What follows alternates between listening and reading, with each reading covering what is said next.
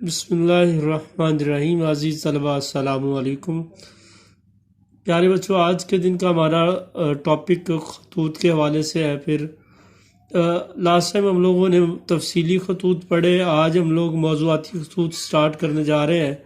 موضوعاتی خطوط میں ہمارے پاس 1 سے لے کر 12 تک خطوط ہیں، اور آج ہم لوگ پہلے 3 خطوط پڑھیں گے، خط نمبر 1 اور 2 اور 3۔ پہلا خط ہمارے پاس اپنے بڑے بھائی کو ایک خط لکھیے جس میں اپنی چھٹی کے پروگرام کا ذکر کیجیے، یعنی اپنے بھائی کو بتانا ہے کہ میں نے چھٹی کے حوالے سے گھر میں اگر آنا ہے تو اس کا کیا میرا پروگرام ہے اور میرا کیا شیڈول ہوگا، اس کے حوالے سے ہم لوگوں نے خط تیار کیا ہے۔ آپ لوگ توجہ کے ساتھ اسے ریڈ کریں، اسے لیکچر کو سنیں۔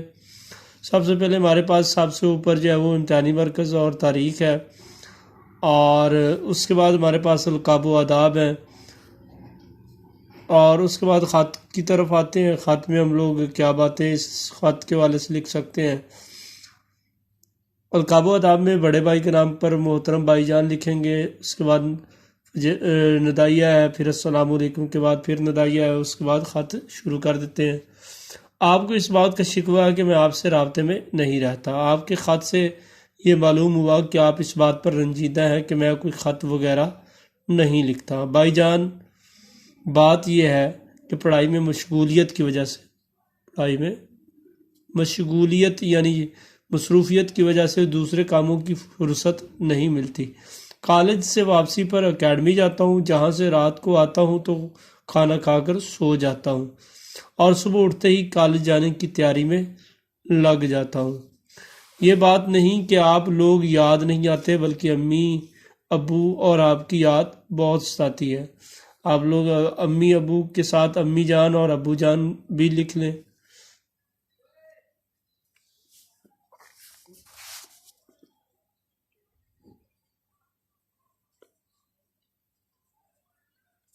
امی جان اور ابو جان اور آپ کی یاد بہت ستاتی ہے۔ حقیقت میں تو میرا دل آپ سے ملنے کو بےتاب ہے، لیکن امتحان قریب ہے۔ انشاءاللہ آپ میرے امتحان کا نتیجہ سن کر خوش ہوں گے۔ میرا منصوبہ یہ ہے کہ میں آئندہ اتوار صبح و سویرے آپ سب سے ملنے آ رہا ہوں۔ وقت کی کمی کی وجہ سے اتوار کی شام کو ہی واپسی ہوگی، تاکہ اگلے دن کلاس میں شرکت کر سکوں۔ میرے لیے میری پسندیدہ چیزیں تیار رکھیں۔ یہاں پر پسندیدہ چیزوں کی بجائے آپ لوگ کچھ چیزوں کا ذکر بھی کر سکتے ہیں، جیسے ساگ ہے، اور اس کے علاوہ کوئی اور پسندیدہ چیز 1-2 جن کا آپ لوگ ذکر کر سکتے ہیں۔ میری طرف سے ابا جان اور امی جان کو سلام پیش کیجیے گا، اور چھوٹے بھائی کو کہہ دیں کہ اس کے لیے تحفہ لاؤں گا۔ آخر میں والسلام، آپ کا بھائی الف ب جیم۔ اس کے بعد ہمارے پاس دوسرا خط ہے۔ عزیز طلبہ، اپنے دوست کے نام پر خط لکھیے جس میں کسی ایسی کتاب کا تذکرہ کیا جسے آپ نے پڑھا اور اس نے آپ کو بہت متاثر کیا۔ تو دوست کے نام پر خط ہے جس میں کتاب سے وہ جس سے آپ متاثر ہوئے ہیں اس سے متعلق آپ لوگ لکھیں گے۔ تو سب سے پہلے وہی طریقہ کار ہے، مقام روانگی، تاریخ، اور تاریخ کے بعد آپ لوگ القاب و آداب۔ میرے پیارے دوست، السلام علیکم۔ امید ہے کہ آپ خیریت سے ہوں گے۔ آپ کا خط موصول ہوا جس میں آپ نے پرانی یادیں تازہ کیں اور فرصت کے اوقات میں اپنے مشاغل اور سرگرمیوں کا بھی ذکر کیا یا تذکرہ کیا۔ خصوصاً فارغ اوقات میں لائبریری جا کر مختلف کتب کے مطالعہ کے حوالے سے خوشگوار باتیں یاد دلائی ہیں۔ پیارے دوست، یہاں پر ہم لوگ ندائیہ کی علامت لگائیں گے۔ کتاب سے بڑھ کر انسان کا غمگسار ساتھی اور کوئی نہیں ہو سکتا۔ کتاب تنہائی کا بہترین ساتھی ہے۔ کتاب کے حوالے سے آپ کو بتاتا چلوں، ہمارے ایک عظیم ادیب مولانا شبلی نعمانی تاریخ میں ایک عظیم کتاب لکھنے والے ادیب تھے، یا ایک مصنف گزرے ہیں۔ سیرت النبی صلی اللہ علیہ وسلم کے عنوان سے ان کی یہ کتاب مقبولیت کے درجے کو پہنچی۔ پیارے دوست، حقیقت تو یہ ہے کہ یہ کتاب پڑھنے والا قاری رسول اللہ صلی اللہ علیہ وسلم کی محبت سے سرشار ہوئے بغیر نہیں رہ سکتا۔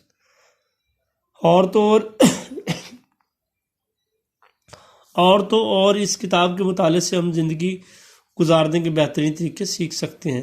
یہ کتاب انسان کی سیرت کو تعمیر کرنے میں بہترین معاون ہے۔ میں آپ سے گزارش کروں گا کہ وقت نکال کر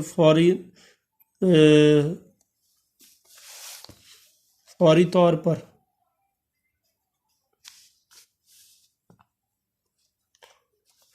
پر اس کا مطالعہ کریں۔ اچھی کتاب کے حوالے سے رہنمائی کرنا یہ دوستی کا حق ہے جو میں ادا کر رہا ہوں۔ اپنا خیال رکھیے گا۔ ابا جان اور امی جان کی طرف سے دعائیں اور پیار۔ والسلام، آپ کا دوست۔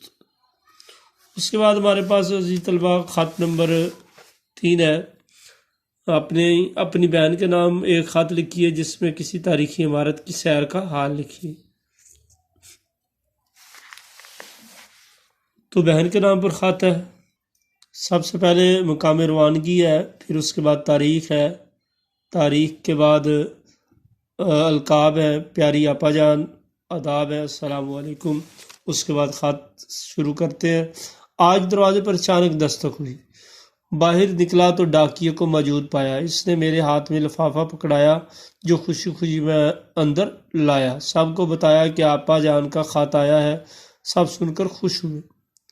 پیاری آپا، آپ کے خط کا جواب تو بعد میں دوں گا، پہلے آپ کو اپنے اسکول کے تفریحی دورے کا حال سناؤں گا۔